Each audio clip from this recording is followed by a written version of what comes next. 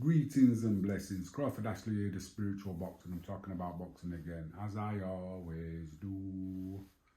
And yesterday I was judging some boxing over in Burnley on the Valhalla 6. It was a great show, lots of even contests, and I don't think there was one bad decision. They were all great. Like I say, it was a different format to what I've been used to. Kickboxing and K1 fights were on the same show, and the rules are different. And at the rule meeting, I don't understand how you could be winning the fight, winning the round and winning the round easy, and then you get caught and you get a standing 8 count, and then you lose that by 2 points. But that's like the scoring criteria, which I kind of like think's a bit odd, because it's only 1 punch that's being landed.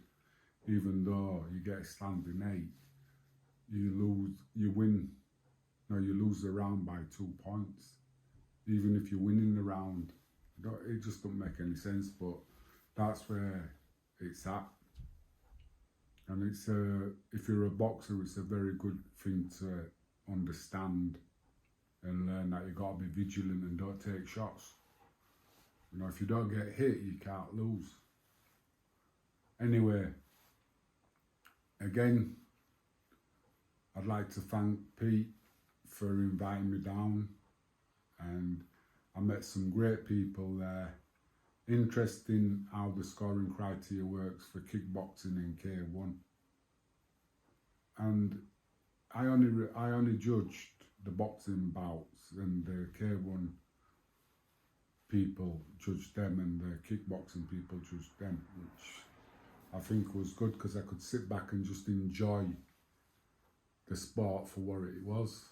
And I'm more or less one of these, I like all combat sports. I think every one of them's got the merits, everyone's got the discipline and the technique, and I like it. I like how you can put on different things, you know, on the same bill. Boxing, kickboxing, K1, Muay Thai. You could put them all on and have one show with them all on, because I think the combat sports are just very competitive, and it's, yeah, I don't know, there's just something about it that I really like. I always look at boxing for me as being the ultimate, because it was all about respect and honour. I know the other ones have it, but in the fight, you're not kicking anybody, you're just using your hands. If somebody goes down, you give them 10 seconds to get to the feet and to carry on. It's up to them, the choices, theirs or the referee, because most fighters want to win. And like I was saying about, the win's better when you've got a competitive fight, and even if you lose, you're going to learn something from it. It's when people come in and they don't even try. I think that's what really annoys the crowd, and the person who wins ain't happy with the performance, because they know the kid never came to try, so they couldn't put on a display of what they've been working on, and the things that I don't know. That's just my thoughts anyway. And like I say, and I'll always say it, whether you're the way fighter or the own fighter, try and get people to talk about your fight. You want people when they're leaving the venue to be talking about you and your fight. Whether you win or lose, the decision, it don't make no difference, because they'll want to come and see you again. And you put in good performances and you win the crowd, that's all that matters. You become a ticket seller without even having to sell tickets, because you sell yourself when you're in the ring.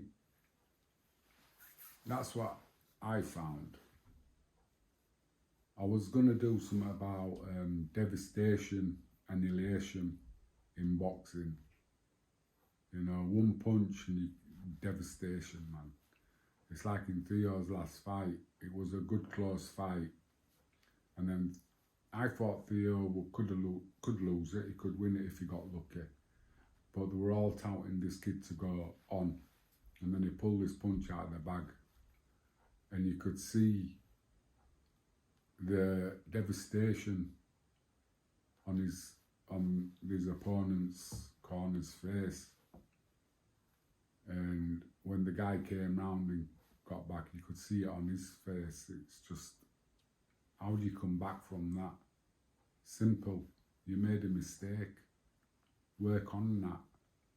You came away from the ropes with your hands down. Well, your hands weren't down, they were up. But you weren't expecting something to come back. And like I say to kids when they're shadowboxing, when anybody's shadowboxing, expect punches to come back and start blocking, just moving your hands and your head. Keep on that move, because then when you're in the ring, that kind of happens automatically, you don't even think about it. But that's one of them things that I think it takes time to get it, and a lot of fighters nowadays don't want to work on that. You know, boxing is boring. You just got to work on the same things over and over again until they become second nature. And then the things you haven't been working on, work on them over and over again until that becomes second nature. And then go back to the ones you've forgotten. And it's increasing the muscle memory, and I don't know if that's the right terminology. But you've just got to keep working on certain things and then work on other things and leave them and let them sink into what you've been doing. It's like when I teach Theo something or I'm showing him something, I don't do it all in one session. We might have 2 or 3 minutes on it, then we'll leave it and then do it again the next time we're in the gym, 2 or 3 minutes, and then leave it. But we'll keep the basics there. We always work the jab, that's the staple and the basics, and then the straight punches, and then every now and again work on little things. But don't spend too much time working on them in one session. Do little bits over a longer period of time. I find that works.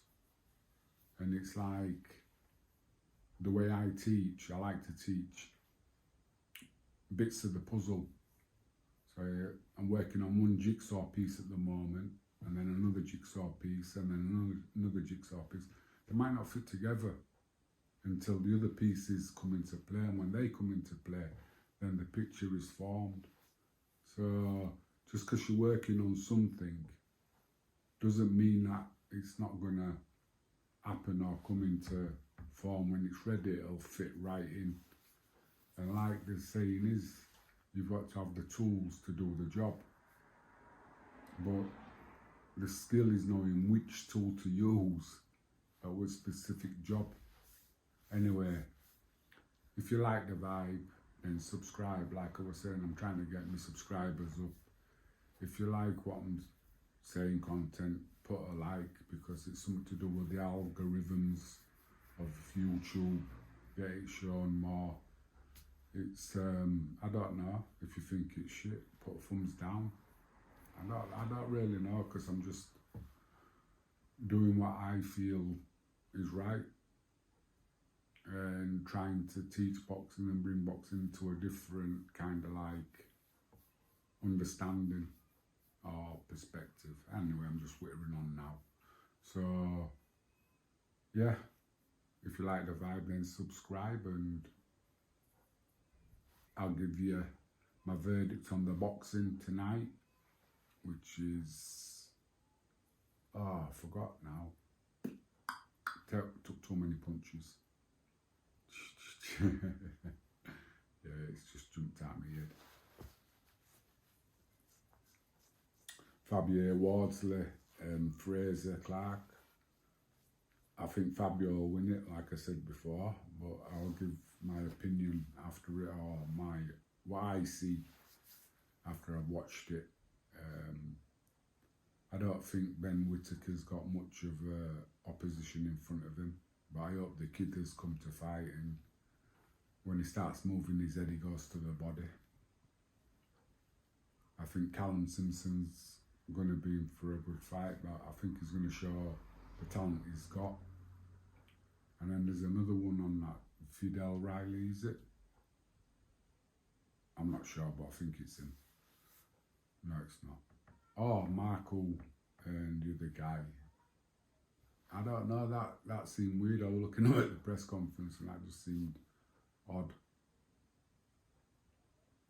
I think that'll be a good fight, a bit of a war. Who's going to come through it? I don't know. I'm just going to enjoy it for what it is. Anyway, like I said, I'm chilling out.